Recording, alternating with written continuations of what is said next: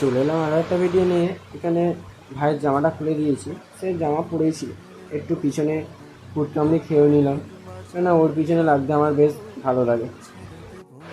ওর পিছনে লেগে বেরিয়ে পড়লাম কম্পিউটারে যাওয়ার জন্য।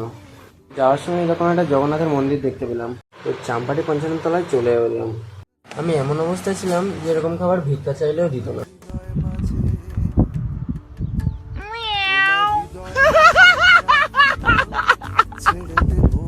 এই কেকগুলো এতটাই সস্তা যে পকেটে পয়সা না থাকলেও দেবে না।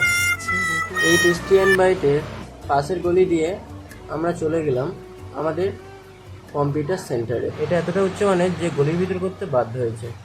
একটা অনেকদিন পরে যাচ্ছি, কোনো অনেকদিন আসেনি, তো এখানে স্যার ম্যামরা দেখে আমাকে আবার ভাড়া করে দেয়। এসে দেখি আমি ছাড়া সবাই অদৃশ্য হয়ে পরীক্ষা দিচ্ছে। তো পরীক্ষাটা দেওয়ার পর এখানে ৫৫টা কোশ্চেন ছিল, আমাদের টাইম ছিল ১ ঘন্টা। তো আমি ৩০ মিনিটে কমপ্লিট করে ফেলেছি। এই টাইমটা আবার অপেক্ষা করছে। তো টিকিট না কাটতে দেখি সরকার আমার জন্য এত বড় ট্রেন পাঠিয়ে দিল।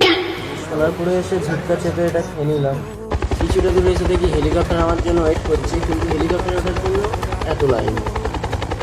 হেলিকপ্টার থেকে লাথি মেরে ফেলে দেওয়ার পর আমি চলে গেলাম আমার রয়্যাল এনফিল্ডের কাছে। বাইকটা এইভাবে স্টার্ট করে একটু পিক আপটা হালকা করে টেনে দিয়ে একটু চাকাটাও ঘুরিয়ে নিলাম, যাতে একটু দেখতে ভালো লাগে। বাড়িতে এসে এরকম সস্তার রোল খেয়ে নিলাম, তো দারুণ টেস্ট ছিল। আমি ততক্ষণ খাই, ভিডিওটা সম্পূর্ণ দেখা চাই। এবার তাহলে আমি যাই।